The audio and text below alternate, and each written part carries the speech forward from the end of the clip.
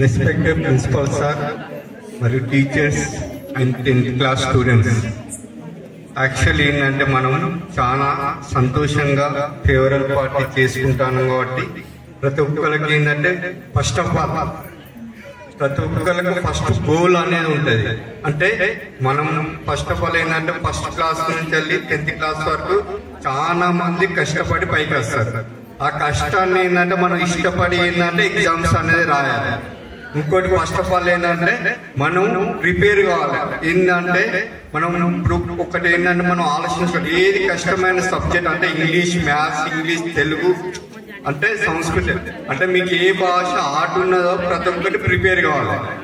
దానికి కావాల్సింది ఏంటంటే ఫస్ట్ మనం ఆరోగ్యంగా ఉన్నామా లేదా అని ఫస్ట్ గమనించాలి. ఇప్పుడు కొందరు చాలా మంది పిల్లలు ఉంటారు ఏంటంటే ఫస్ట్ భయం అనేది ఉంటుంది. ఇంకోటి కలం అనేది ఏంటంటే కత్తిలాగా భావించాలి. అంటే మీకు ఏంటంటే ఫస్ట్ ఆఫ్ ఆల్ కావాల్సిందంటే జ్ఞాపక శక్తి.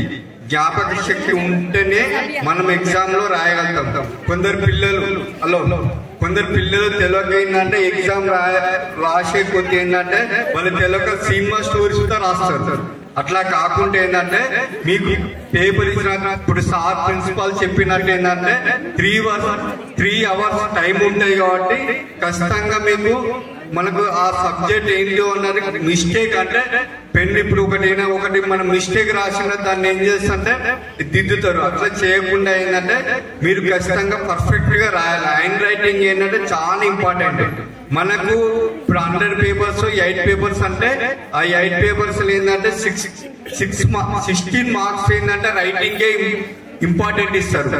మీకు స్టడీ ఏంటంటే చూడరు. ఫస్ట్ ఆఫ్ ఆల్ మీకు మొన్న క్లాస్ లో చెప్పినట్టు ఏంటంటే స్టార్టింగ్ ఒక 3 lines కరెక్ట్ రాయండి, మళ్ళా లాస్ట్ ఎండింగ్ ఒక 3 lines కరెక్ట్ రాయండి. అంటే మీరు మొత్తానికి రాంగ్ అనేది కాకుండా ఏంటంటే మీకు తెలిసింది ఏంటంటే ఖచ్చితంగా మీరు రాసేది ఉంటే మీకు మార్క్స్ అనేది పడుతుంది. ఇంకొకటి మీరు ఏం చేయాలంటే మార్నింగ్ 4 o'clock లేచిన తర్వాత ఇప్పటి నుంచి అంటే గతం అయిపోయింది కాబట్టి మనం ఫస్ట్ ఆఫ్ ఆల్ ఏంటంటే ఇప్పటి నుంచే స్టడీ చేయాలి. స్టడీ చేస్తే ఏంటంటే మీకు తక్కువ టైం ఉంటుంది. ఇంకోటి మీరు టైం వేస్ట్ చేయకండి. ఇప్పుడు ఎగ్జామ్ అయిపోయిన తర్వాత ఇంటికి వచ్చి మళ్ళీ రిపీట్ చేయండి. రేపు ఏం ఎగ్జామ్ ఉన్నది, ఫస్ట్ తెలుగు, తర్వాత ఇంగ్లీష్, ఏ ఎగ్జామ్స్ ఉన్నది అది ఏంటంటే ఒక హాఫ్ అన్ అవర్ మీరు ఆలోచించుకొని మంచిగా కరెక్ట్ స్టడీ చేయండి.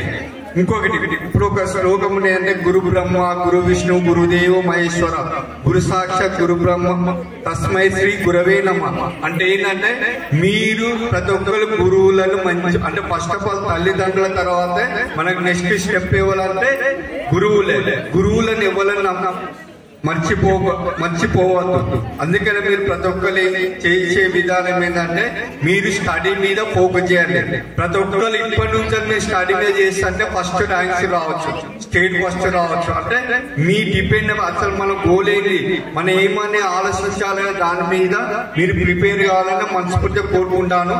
ఫస్ట్ ఆఫ్ ఆల్ ఒక్కటి ఏంటంటే మీరు ఏం కావాలనుకుంటారో ఇప్పటి నుంచే 10th అయిపోయిన కొంతమంది సబ్జెక్ట్ ఏంటంటే మ్యాథ్స్ సిస్టమ్ ఉంటాయి, బైపీసీ సిస్టమ్ ఉంటది, ఏంటి సైన్స్ సిస్టమ్ ఉంటే, ఇంకోటి ఏంటంటే బీకామ్, హెచ్ఈసి, బిఐ. ఇవి ఏంటంటే మనకి ఫస్ట్ ఆఫ్ ఆల్ మీరు 10th అయిపోయిన తర్వాత ఏంటంటే మీరు ఒకటి గోల్ పెట్టుకోండి. ఏంటి, నేనేం తీసుకుంటే పాస్ అవుతా, ఏదో బైపీసీ ఎంపీసీ తీసుకొని అలా ఫెయిల్ అయ్యి మళ్ళా మీరు వేరే జాబ్ కాకుండా ఏంటంటే మీరు ఇప్పుడే డిసైడ్ కావండి. మీకు తెలిసిన గెస్టెస్ అంటే మీ సిస్టర్స్ కానీ పేరెంట్స్ కానీ వాళ్ళను అది మేము ఇది చేయగలుగుతామా అనేది ఫస్ట్ మీరు ఆలోచించుకున్న తర్వాతనే డిసీజ్ కావండి. అంటే సబ్జెక్ట్ అనేది ఏది బాగా 90% మీకు గ్రిప్ ఉంటుందో అదే ఎంపీసీ అయినా సిఈసీ అయినా తీసుకోండి.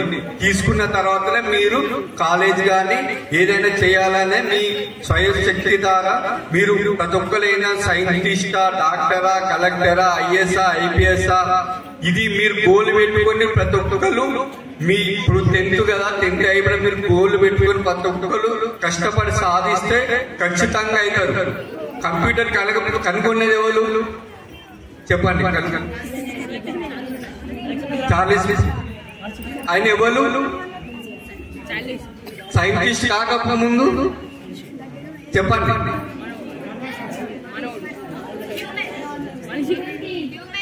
ఓకే, ఇప్పుడు అబ్దుల్ కలాం ఎవరు? చెప్పండి. అబ్దుల్ కలాం సైంటిస్ట్ ఎట్లా అయ్యిండు? ఇంకా